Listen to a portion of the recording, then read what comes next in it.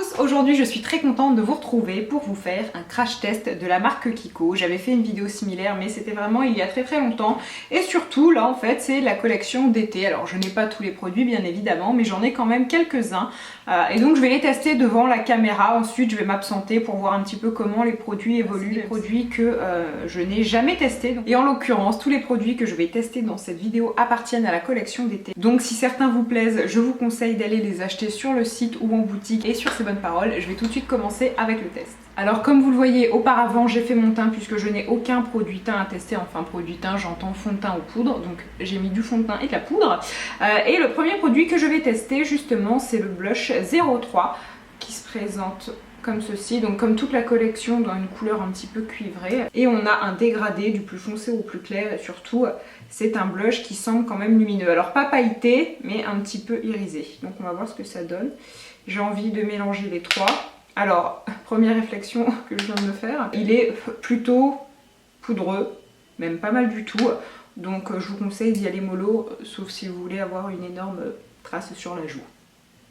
Très pigmenté, ça on peut pas lui reprocher.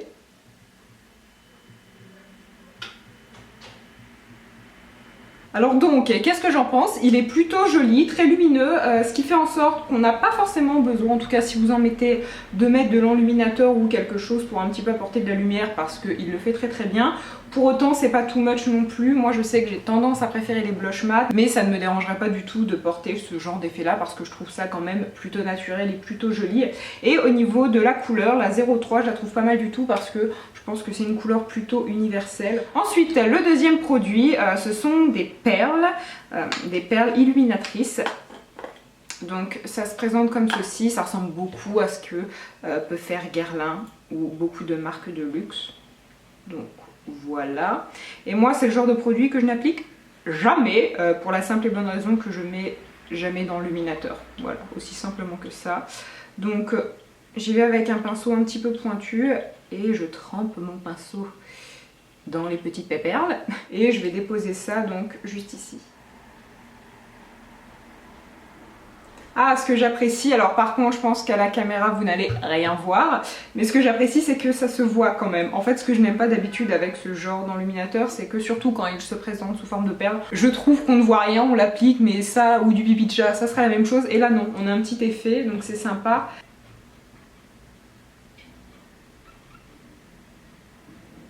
Ouais, je pense qu'à la caméra, désolée de me regarder dans le retour écran, mais je pense qu'ici quand même vous voyez la lumière que ça apporte et pour l'été, même pour l'hiver d'ailleurs, peu importe, c'est très joli. En tout cas ça fait un très joli teint. Et en fait là au moment où j'applique mon enluminateur, je me rends compte que je suis tellement une youtubeuse en carton, je n'ai pas fait la deuxième joue. C'est fantastique, bah du coup je vais la faire. Mon dieu, Toutou il fait des vidéos comme diraient certains. Maintenant je peux repasser à l'application de l'highlighter. Encore une fois, à la caméra, je ne sais pas exactement ce que ça rend parce que parfois les produits sont géniaux en vrai, puis à la caméra en fait ça rend tout cracra.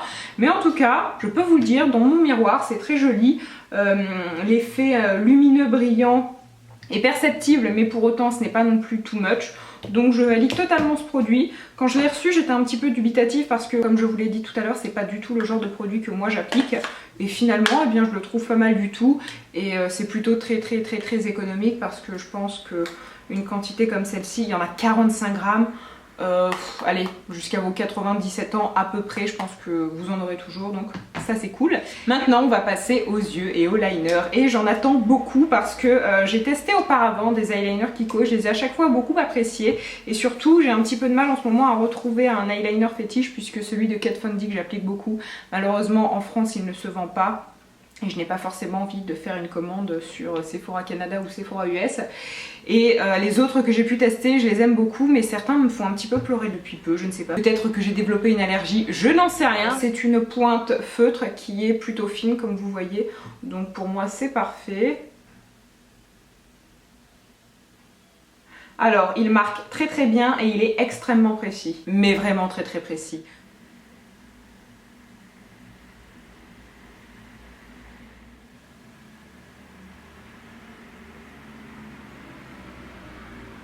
Donc concrètement, qu'est-ce que j'en pense? Très bien. Alors par contre, au niveau de la simplicité d'utilisation, je lui mettrai une note moyenne.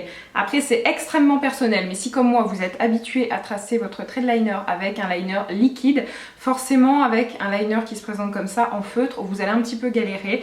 Je ne dis pas que c'est impossible, puisque j'ai réussi et j'ai dû mettre moins d'1 minute, donc ça va, c'est largement gérable. Cependant, j'ai un petit peu plus de mal et je suis plus familière avec les liners liquides et c'est tout. Étant donné que c'est un feutre, il y a un petit effet tatouage, si on peut dire les choses comme ça, ce qui fait que vous ne vous retrouvez pas avec un peu de liner dans les cils, ce qui est après embêtant quand vous mettez du mascara, parce que ça sèche, ça fait des paquets et tout, donc c'est un petit peu embêtant. Mais là, pas du tout. Surtout, on a une belle précision, quelque chose de très intense, de très noir, et qui, je pense, tient plutôt bien, parce que c'est pas le genre d'eyeliner assez frité, ça se voit tout de suite. Bon, je vais faire le deuxième œil et je reviens. Alors justement, j'étais en train de faire le deuxième œil et je me suis rendu compte qu'il avait finalement un petit défaut, donc je suis revenue devant la caméra. En fait, tout simplement, je ne l'ai utilisé qu'une fois, puisque là c'est vraiment ma première fois avec tous ces produits. Et j'ai de l'ombre à paupières, pardon, sur la paupière, hein, tout à fait normal, je vais pas avoir de l'ombre à paupières sur le genou. Bref, passons, Alison, merci. Mais en fait, il a un petit peu de mal à marquer, c'est-à-dire que c'est typiquement le genre de liner qui se bouche assez vite dès lors que vous l'appliquez sur de l'ombre à paupières, donc c'est un petit peu embêtant.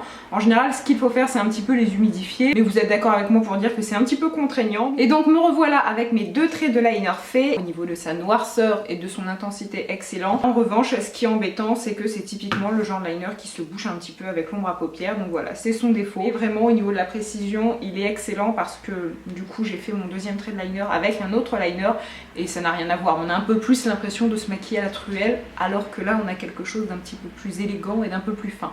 Voilà, c'était mon commentaire extrêmement utile sur ce liner. Ensuite, justement, le deuxième produit, ça va être un mascara, donc pour finir le maquillage des yeux. Encore une fois, un mascara de la collection été. Et, désolé pour le petit bruit, mascara qui apporte du volume, avec une brosse tout à fait classique, plutôt imposante, en poil.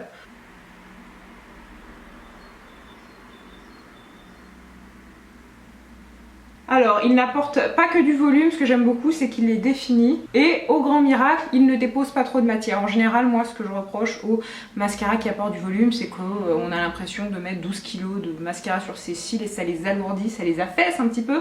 Et là, pas du tout. Alors, je le trouve vraiment très intéressant parce que, comme je vous l'ai dit, il est défini, il apporte du volume, mais ce n'est vraiment pas non plus...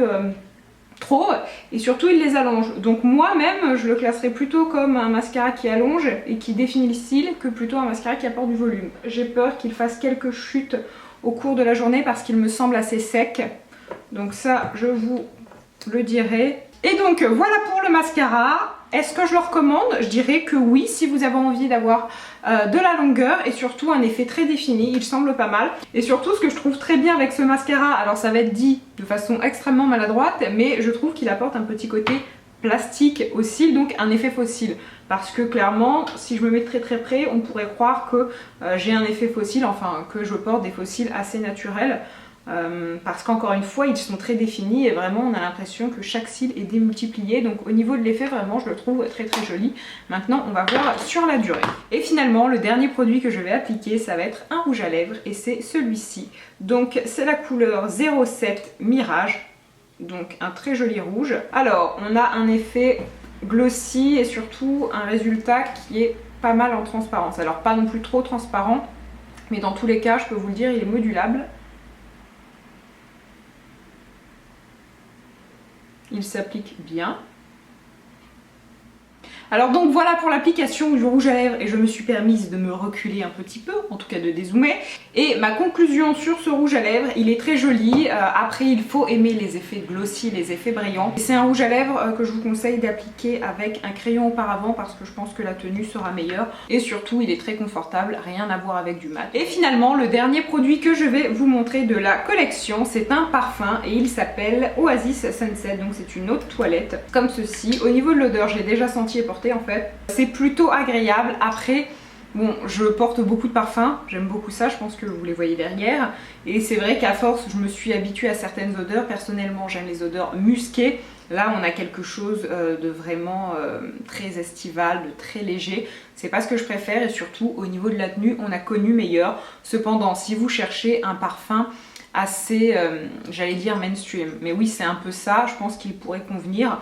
Pour les jeunes filles c'est tout à fait parfait, c'est un parfum qui est très abordable, il sent bon, hein, je ne vais pas vous dire qu'il sent mauvais parce que ce n'est pas du tout le cas. Et bien écoutez, sur ce, mon test est fini et j'aimerais bien revenir un petit peu sur la collection. Donc en barre d'infos je vous mettrai un lien, vous pourrez voir les prix et toutes ces choses là, mais comme d'habitude Kiko ce sont des produits abordables. Et le dernier point en fait que je voulais aborder c'est au niveau du packaging, puisque, oulala j'ai failli le faire tomber, puisque comme vous l'avez remarqué tous les produits sont de couleur un petit peu or rose, un petit peu cuivre, et je ne dirais pas rose gold. Isor, si tu passes par là, tu me comprendras. C'est un petit peu la tendance actuelle. Personnellement, je trouve ça très joli, mais la seule chose que j'ai à leur reprocher, notamment sur ce produit-là, je trouve que ça fait un petit peu plastique. Alors en même temps c'est du plastique, hein, on ne prétend pas le contraire, mais voilà, je trouve que le packaging pourrait peut-être être un petit peu plus simple. En fait, renvoyer une image un petit peu plus classique, peut-être un petit peu plus sobre et pas partir dans le faussement luxueux. Je ne sais pas si vous me suivez, moi je sais que j'apprécie certains produits de Kiko,